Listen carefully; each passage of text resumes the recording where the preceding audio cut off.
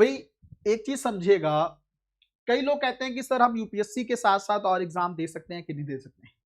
देने चाहिए आपको एग्जाम, प्लान भी होना बहुत जरूरी है, साथ साथ कुछ कुछ एग्जाम देने चाहिए, लेकिन आईएएस आपका बेस जरूर रहना चाहिए।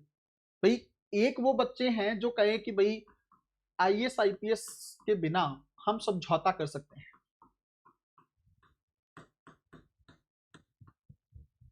समझौता कर सकते हैं, हमें तो बस गवर्नमेंट जॉब मिल जाए, हमारा काम चल जाएगा। एक वो है कि गवर्नमेंट जॉब चाहिए तो सही, प्लान बी के तौर पर, लेकिन अंत तो यही है कि नाम के साथ आईएएस लगना ही चाहिए, नाम के साथ आईपीएस लगना ही चाहिए। जिसके मन में ये भाव है ना, उसका सिलेक्शन डिले तो हो सकता है, लेकिन वो बिना सिलेक्शन के रहेगा नहीं। मेरी इस बात को याद रखिएगा, अगर आपका इंटेंशन प्योर है, अगर आप बहुत डेडिकेटेड हो, अगर आपने ठान लिया है कि आप आईएएस आईपीएस के बिना, नाम के साथ लगे बिना आप रह नहीं सकते, प्रकृति भी आपका साथ देती है, कायनात साथ देती है। मैं फिर से कह रहा हूं, सिलेक्शन में कई बार समय लग सकता है, लेकिन सिलेक्शन बचेगा नहीं, होगा जरूर। कोई एक आध परसेंट लोग हो सकते हैं जिनका ना हो, लक का फैक्टर भी काम करता है, लेकिन जिन लोगों ने ठान लिया है वो कई बार किस्मत को भी हरा देते हैं, हर हाल में जीत जाते हैं। बस कंडीशन एक ही है कि आप समझौता करने के लिए तैयार नहीं। जो लोग समझौता कर सकते हैं वो कोई ना कोई रास्ता ढूंढ ही लेंगे, कोई कोई कोई किसी लाइन में चला जाएगा, कोई किसी लाइन में चला जाएगा, किसी को कोई जॉब मिल जाएगी, कोई हो सकता है तैयारी छोड़ दे बीच में। लेकिन जो कॉम्प्रोमाइज करने के लिए तैयार नहीं है ना, उनको हो सकता है 1 2 3 4 5 6 साल लग जाए, लेकिन होगा जरूर। आप लोगों ने बहुत ऐसे एग्जाम्पल्स देखे होंगे जिनमें अंतिम प्रयास में 5 अटेम्प्ट तक कुछ नहीं हुआ, प्रीलिम्स मेंस इंटरव्यू में कुछ भी नहीं, लेकिन अंतिम प्रयास तक आते आते एक ही बार में सब कुछ हुआ। क्योंकि देखो करना तो एक ही साथ है, ऐसा तो है नहीं कि एक बार प्रीलिम्स हो गया तो दोबारा देने की जरूरत, ऐसा तो है ही नहीं, फिर तो पता नहीं सब बन जाते। लेकिन एक साथ करना है, और वो एक ही साथ हुए और बहुत अच्छी रैंक के साथ वो लोग क्वालिफाई कर। उन लोगों ने क्या किया था, वो समझौता करने के लिए तैयार नहीं थे। मेरी एक बात फिर से लास्ट में सुन लेना, अगर पढ़ने का मन ना करे ना, कभी पढ़ते पढ़ते ध्यान भटके, कभी सोशल मीडिया की तरफ ध्यान जाए, कभी रील स्क्रॉल करने की तरफ मन जाए, कभी दोस्तों से बात करने का मन हो, कभी मूवी देखने का मन हो, कभी वेब सीरीज देखने का मन हो, कभी किसी फेस्टिवल में जाने का मन हो, तो उस समय बस एक ही बात सोच लेना, क्या समझौता कर सकते हो क्या? अगर तो समझौता कर सकते हो तो फिर उस फ्लो में बह जाना। मन कर रहा है 3 घंटे रील्स देखने का तो देखो, मन कर रहा है 8 घंटे वेब सीरीज देखने का तो देखो, पूरा दिन किसी फेस्टिवल में या किसी शादी ब्याह में जाके खत्म करना है तो करो, फिर इसके लिए रेडी रहना। नाम के साथ लगेगा नहीं ये, फिर वो ऑरा मिलेगा नहीं आपको।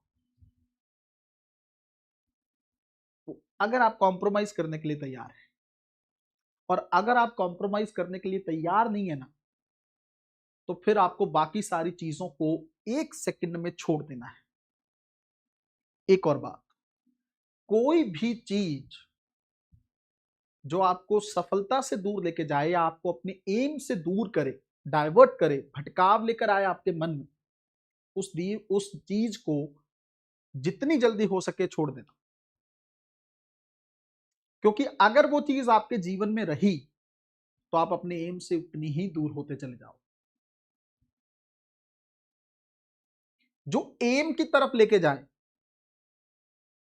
ऐसी कोई मूवी है जिसके आप, या कोई डॉक्यूमेंट्री है जिसको लेकर आपकी मॉडर्न हिस्ट्री की थॉट प्रोसेस खुल रही है, बढ़ रही, जरूर देखो। ऐसा कोई दोस्त है जो आपको पढ़ने के लिए मोटिवेट कर रहा है, जरूर उससे बात। ऐसा कोई रिलेटिव है जो चाहता है तुम सच में आईएएस बनो, उससे बात करना है, मिलना है, जरूर मिलो। वो आपको एम की तरफ पुश करेगा।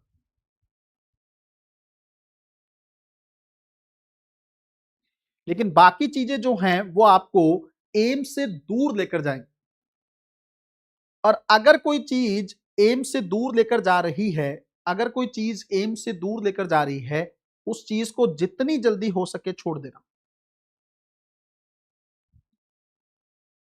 समझे मेरी बात? एक ही पैरामीटर है तौलने का। कोई भी डिसीजन में फंसे हो कि यार आज उस फंक्शन में जाना चाहिए कि नहीं जाना चाहिए, तो ये पैरामीटर दे दिया मैंने तुम लोग, इसके बेस पे डिसीजन लेना।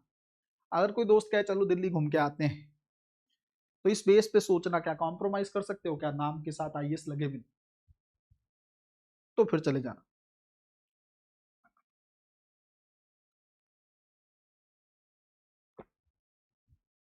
ध्रुव अजमेरा कह रहे हैं अगर 75% है, मैं कह रहा हूं 40% हो जाए तब भी देना चाहिए। तो तैयारी कभी कंप्लीट नहीं होती है ध्रुव बाबू, यूपीएससी की तैयारी कभी कंप्लीट नहीं होती, आपको प्रोसेस के साथ ही देना पड़ता है। तो अगर तैयारी 50% भी हो गई है, 40-50% भी, तब भी आप एग्जाम दे सकते हो, कोई दिक्कत नहीं है। लेकिन पहले कम से कम 50% तैयारी करो। ये नहीं कि अभी आपको किसी भी सब्जेक्ट में कुछ नहीं पता है, कॉन्सेप्ट के आसपास भी नहीं हो आप, तो एग्जाम देने के में फंसते रहो। कोशिश करो कि जितना तैयारी को मैक्सिमम करने के बाद, सिलेबस को करने के बाद एग्जाम में जाओगे ज्यादा अच्छा रहेगा, वरना फेलियर का सामना करना पड़ सकता है। पहले तैयारी अच्छे से कर लो, फिर एग्जाम देना, क्योंकि तैयारी हो जाएगी तो फिर सिलेक्शन ज्यादा दूर नहीं रहेगा। बट आधी अधूरी तैयारी या आधा अधूरा ज्ञान बहुत डेंजरस होता है, बहुत भयंकर होता है, बहुत उसके परिणाम भी भयानक हो सकते हैं। एक बार अच्छे से जम के तैयारी करो, 1-1.5-2 साल लगाओ, उसके बाद धड़ाधड़ exam, UPSC, UPPCS, CAPF, assistant commandant, ये सारे एग्जाम साथ साथ दे सकते हो। ईपीएफओ का एग्जाम आता है, प्लान बी के लिए काम करते रहो, कोई प्रॉब्लम नहीं है, साथ साथ दे सकते हो। एक जॉब हाथ में रहेगी तो बहुत आसान रहेगा, आपको फाइनेंशियली स्टेबल हो जाओगे, है ना। कोचिंग की फीस, टेस्ट सीरीज वगैरह ज्वाइन करना है, चीजें करनी है, तो वो कर सकते हो। तो एक जॉब अगर हाथ में रहे, वो साथ साथ तैयारी कर सकते हो। लेकिन यूपीएससी छोड़े बिना आईएएस की तैयारी अच्छे से होती रहे, उसके साथ साथ आप बाकी एग्जाम्स दे सकते हो।